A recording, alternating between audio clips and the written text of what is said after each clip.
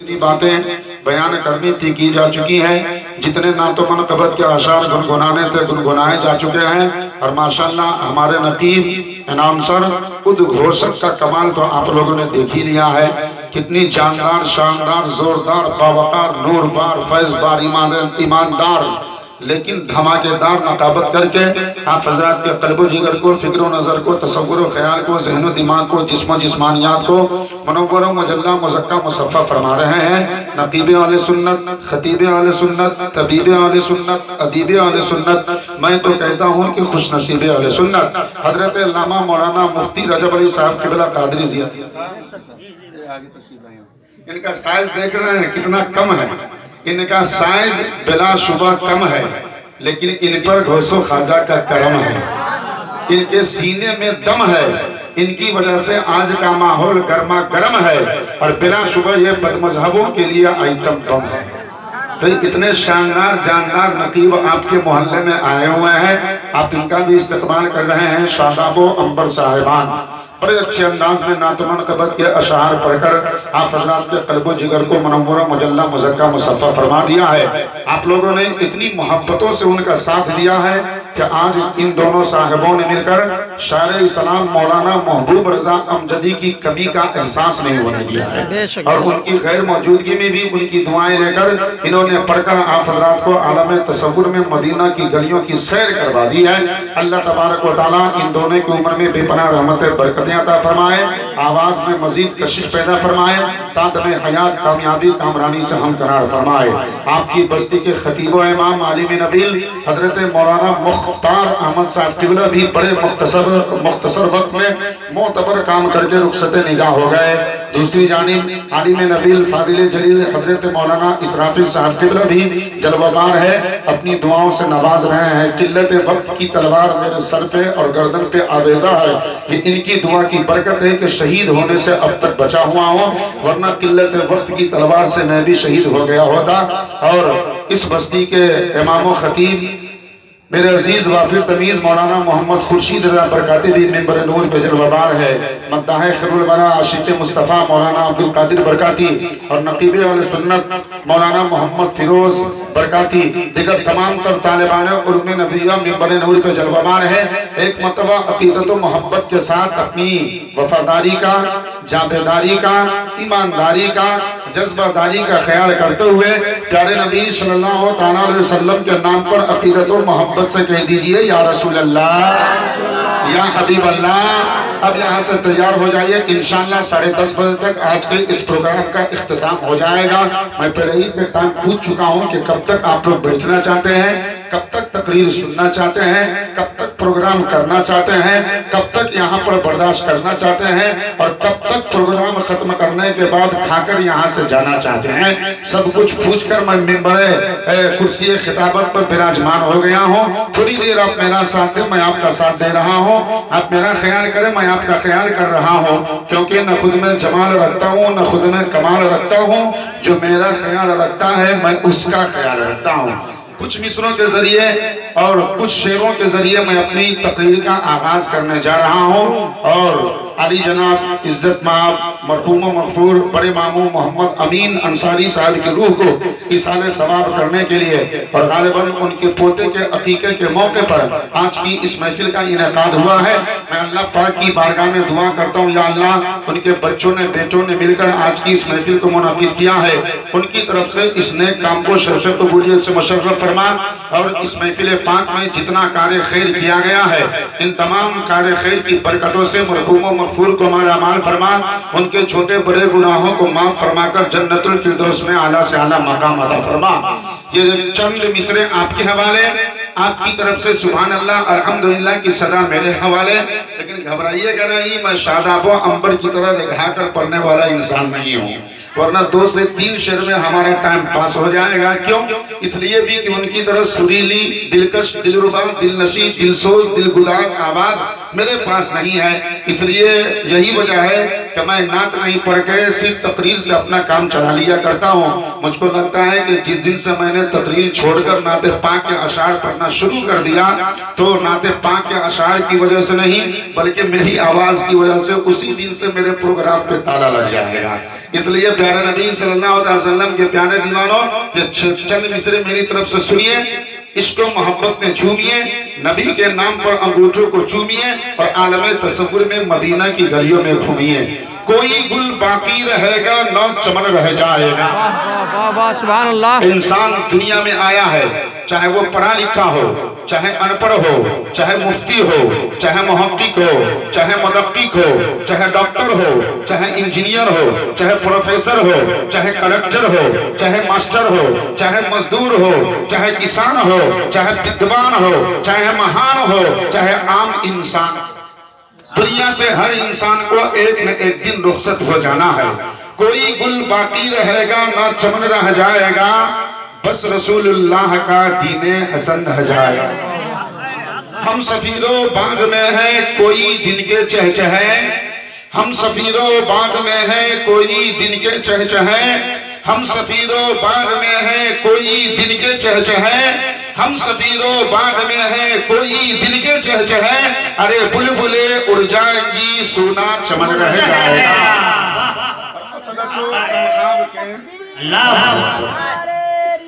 یا رسول اللہ زندہ باد، زندہ باد یا رسول اللہ۔ ہم سفید و باغ میں ہے کوئی دن کے چہچہے، بلبلیں اڑ جائیں گی سونا چمن۔ ہلو یہ موبائل کا تو موبائل چھوڑنا ہے مر دیکھی نا، یہ بکس چھوڑ دے رہا ہے کبھی کبھی آپ کا۔ بلبلیں اڑ جائیں گی سونا چمن رہ جائے گا۔ ہم سفید و باغ میں ہیں کوئی دن کے چہچہے، بلبلیں اڑ جائیں گی سونا چمن رہ جائے گا۔ اور اطلس و کمخاب کے کپڑوں پہ نازا کیوں؟ انسان کو اللہ اگر دولت دیتا ہے تو وہ اس پہ ناز کرنے لگتا ہے، عزت دے دیتا ہے تو اس پہ ناز کرنے لگتا ہے، شہرت دے دیتا ہے تو اس پہ ناز کرنے لگتا ہے، زمین و جائیداد دے دیتا ہے تو اس پہ ناز کرنے لگتا ہے۔ اتنا جان لو جو اللہ دینا جانتا ہے وہی اللہ لینا، جو اللہ نوازنا جانتا ہے وہی اللہ فقیر بنانا بھی جانتا ہے، جو اللہ مالدار بنانا جانتا ہے وہی اللہ بھکاری بھی بنانا جانتا ہے۔ تو جب اللہ دولت دے اتراؤ نہیں، جب اللہ عزت دے اتراؤ نہیں، جب اللہ شہرت دے اتراؤ نہیں، جب اللہ شوکت دے اتراؤ نہیں، جب اللہ زمین دے اتراؤ نہیں، جب اللہ جائیداد دے اتراؤ نہیں، بلکہ اللہ کا شکر ادا کرو، یا اللہ تو نے مجھے دولت دی ہے یہ تیرا کرم ہے، تو نے مجھے شہرت دی ہے یہ تیرا کرم ہے، تو نے مجھے مال دیا ہے یہ تیرا کرم ہے، تو نے مجھے اولاد دی ہے یہ تیرا کرم ہے، تو نے مجھے علم دیا ہے یہ تیرا کرم ہے، تو نے مجھے فضل دیا ہے یہ تیرا کرم ہے۔ اگر اللہ تبارک و تعالیٰ کا شکر تم دنیا میں ادا کرتے رہو گے، اللہ تبارک و تعالیٰ دنیا میں بھی کامیاب فرمائے گا، قبر میں بھی کامیاب فرمائے گا، اور کل قیامت کے دن بھی کامیاب فرما کر تجھے جنت کا حقدار بنا گا۔ تو اس لیے پیارے نبی کے پیارے دیوانوں، اللہ اگر دولت دے، مال دے، شہرت دے، عزت دے تو اتراؤ نہیں، قیمتی لباس دے تو اتراؤ نہیں، زیور زیورات دے تو اتراؤ نہیں، اس پہ ناز نہ کرو، نہ دولت پہ ناز کرو، نہ شہرت پہ ناز کرو، نہ عزت پہ ناز کرو، نہ مال و منال پہ ناز کرو، نہ فضل و کمال پہ ناز کرو۔ اللہ کی قسم دنیا میں کوئی چیز ناز کرنے کے لائق نہیں ہے، اگر کوئی چیز ناز کرنے کے لائق ہے تو اس کا نام ہے محبت مصطفیٰ۔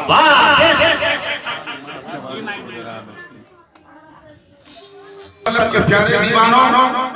سرکار عالم صلی اللہ علیہ وسلم کے چاہنے والوں، تو پتہ کیا چلا، دولت ناز کرنے والی چیز نہیں ہے، ثروت ناز کرنے والی چیز نہیں ہے، مال و منال ناز کرنے والی چیز نہیں ہے، فضل و کرمان ناز کرنے والی چیز نہیں ہے، زمین و جائیداد ناز کرنے والی چیز نہیں ہے۔ انسان کو ناز کس پر کرنا چاہیے؟ سنیے، سرکار کی بارگاہ تھی، صحابہ کرام کا مجمع تھا، ایک صحابی حاضر ہوتے ہیں اور سکتے یا رسول اللہ مت الساعہ، اے اللہ کے پیارے رسول قیامت کب آئے؟ حضرات سے پوچھا، کوشچن کیا، پرشن کیا، یا رسول اللہ قیامت کب آئے گی؟ نماز کا وقت ہو گیا تھا، سرکار نماز پڑھانے کے لیے کھڑے ہو گئے، صحابہ آپ کے پیچھے نماز ادا کیے۔ نماز سے فارغ ہونے کے بعد اللہ کے پیارے رسول نے اس صحابہ کرام سے پوچھا،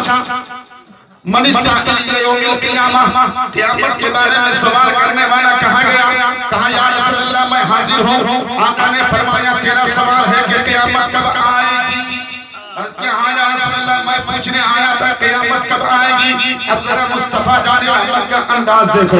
آدمی جب کوشچن امتحان حال میں بیٹھتا ہے، ایگزام حال میں جاتا ہے تو ایگزام حال میں بیٹھنے سے پہلے وہ ایگزام کی تیاری کر لیتا ہے، امتحان کی تیاری کر لیتا ہے، سوالات کی تیاری کر لیتا ہے، راتوں رات جاگ کر وہ ایگزام کی تیاری کرتا ہے، امتحان کی تیاری کرتا ہے اور اختبار کی تیاری کرتا ہے، تب جا کر اسے ایگزام حال میں بیٹھنے کی ہمت و قوت ہوتی ہے، تب جا کر ایگزام حال میں بیٹھنے کا ارادہ مضبوط ہوتا ہے۔ مصطفیٰ جان رحمت نے ارشاد فرمایا قیامت کے بارے میں سوال کرنے والا کہاں گیا؟ صحابی کھڑے ہوئے، عرض کیا یا رسول اللہ میں نے آپ سے قیامت کے بارے میں پوچھا ہے۔ آقا فرماتے اچھا قیامت کے بارے میں تم نے پوچھ تو لیا ہے، آخر یہ بتاؤ کہ تم نے قیامت کے لیے کیا تیاری کی ہے؟ کیا تیاری کی ہے؟ ہم سے آپ سے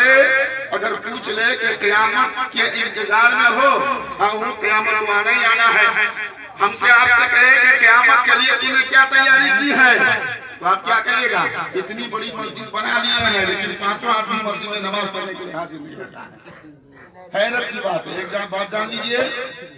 جس کا گھر مسجد سے جتنا زیادہ قریب ہوگا قیامت کے دن سب سے زیادہ سخت سوال اسی آدمی سے ہوگا، سب سے زیادہ سخت، سب سے زیادہ کٹھن سوال اسی آدمی سے ہوگا۔ حضرت عمر فاروق رضی اللہ تعالی عنہ آپ کے انتقال کے 10 برس یا 12 برس ہو گئے، سنیے گا غور سے، 10 برس اور 12 برس ہو گئے۔ آج میں تقریر کرنے کا موڈ نہیں، آپ لوگوں کو سمجھانے کے موڈ نہیں۔ آپ کے انتقال کے 10-12 برس ہو گئے، وہ فاروق اعظم جن کے بارے میں مصطفیٰ جان رحمت نے ارشاد فرما دیا تھا عمر تم جنتی ہو، وہ فاروق اعظم جن کے بارے میں مصطفیٰ نے فرمایا تھا آسمان کے تمام ستاروں پر عمر کی ایک نیکی بھاگ،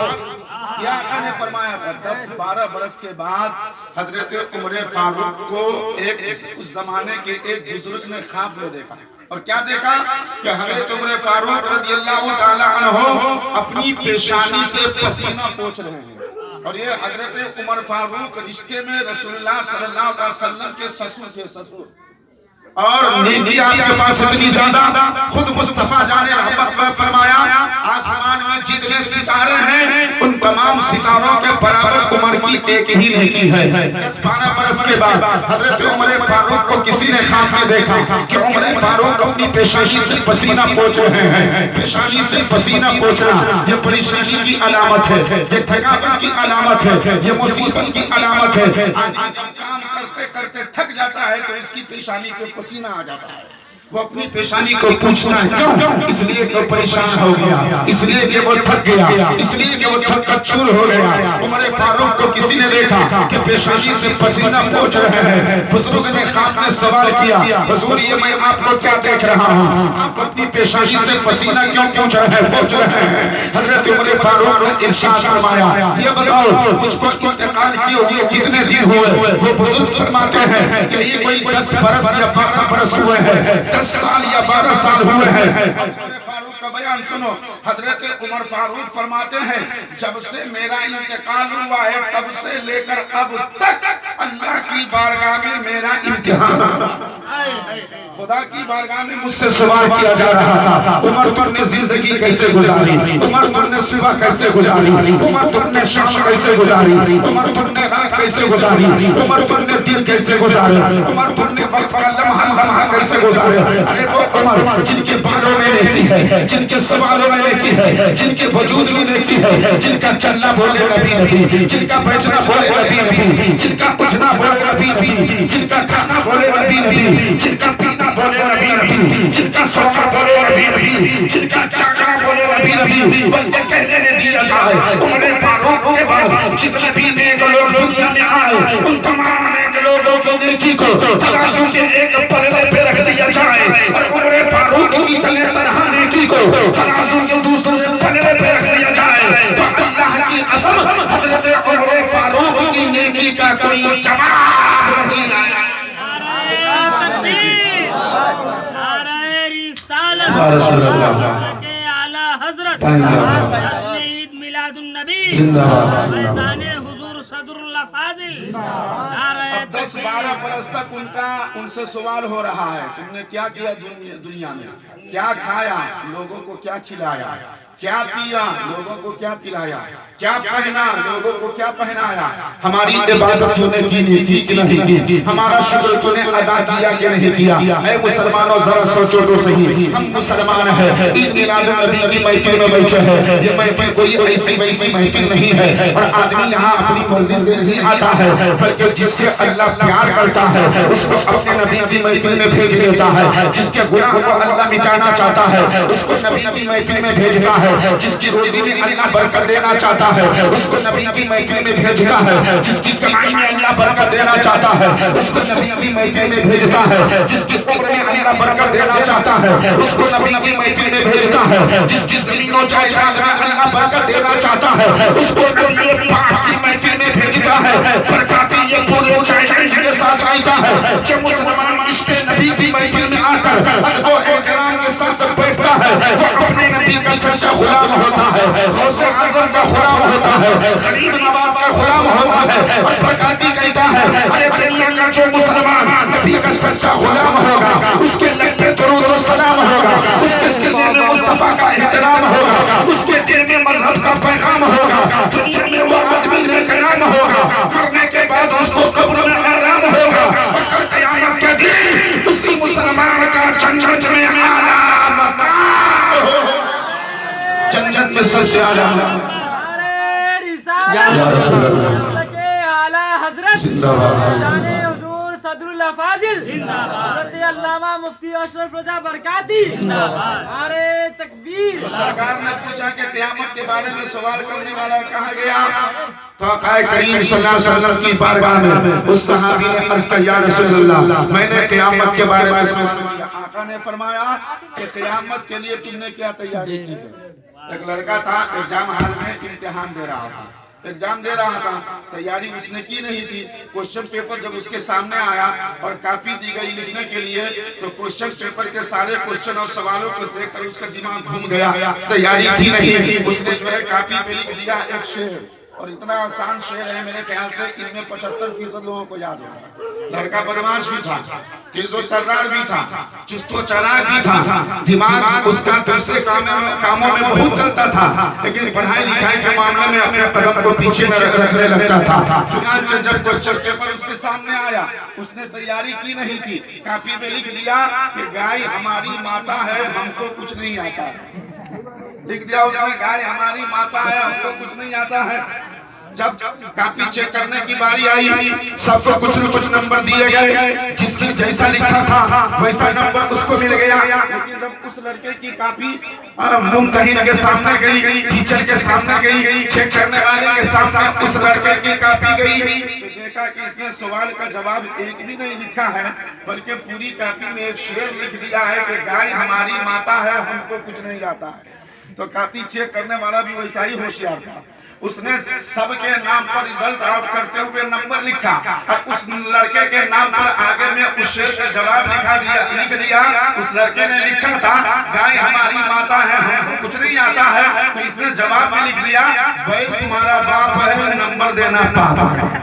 پیارے نبی صلی اللہ علیہ وسلم کے پیارے دیوان مصطفیٰ جان رحمت کے چاہنے والوں، آقا کریم نے صحابی سے پوچھا بتاؤ تو نے قیامت کے لیے کیا تیاری کی ہے؟ وہ عرض کیا یا رسول اللہ ہم نے نمازیں تو پڑھی ہے لیکن اپنی نماز پہ ہم کو ناز نہیں ہے، روزے تو رکھے ہیں لیکن روزے پہ ناز نہیں ہے، زکات تو دی ہے لیکن زکات پہ ناز نہیں ہے۔ اے مسلمانوں ناز کرنے والی کون سی چیز ہے؟ نہ دولت ناز کرنے کے قابل ہے، نہ ثروت ناز کرنے کے قابل ہے، نہ مال و منال ناز کرنے کے قابل ہے، نہ فضل و کرمان ناز کرنے کے قابل ہے، نہ زمین و جائیداد ناز کرنے کے قابل ہے، نہ دولت و ثروت ناز کرنے کے قابل ہے، نہ مال و منال ناز کرنے کے قابل ہے، نہ اہل و اولاد ناز کرنے کے قابل ہے۔ اللہ کی قسم اگر دنیا میں کوئی چیز ناز کرنے کے قابل ہے تو مصطفیٰ کی محبت ہے، حسن حسین بن علی جان کی محبت ہے، فاطمہ کے بابا محبت ہے، مفت مختار کائنات کی محبت ہے. صحابی نے عرض کیا یا رسول اللہ ہم نے نمازیں تو پڑھی ہے لیکن نماز پہ ناز نہیں ہے، روزے تو رکھے ہیں روزوں پہ ناز نہیں ہے، زکات تو دی ہے زکات پہ ناز نہیں ہے، حج تو کیا ہے حج پہ ناز نہیں ہے، صدقہ تو خیرات تو کیا ہے لیکن صدقہ تو خیرات پہ ناز نہیں ہے. وہ صحابی مچل کر اپنی زبان حال سے نبی کی بارگاہ میں عرض کرتے ہیں حبیب یا رسول اللہ نہ طاقت پر نہ تقویٰ پر نہ زہد و اتقا پر ہے، ہم نہ طاقت پر نہ تقویٰ پر نہ زہد و اتقا پر ہے. ارے ہمارا ناز جو کچھ ہے محمد مصطفیٰ. نعرہ تکبیر، نعرہ رسالت، مسلک اعلیٰ حضرت، جشن عید میلاد النبی، فیضان حضور صدر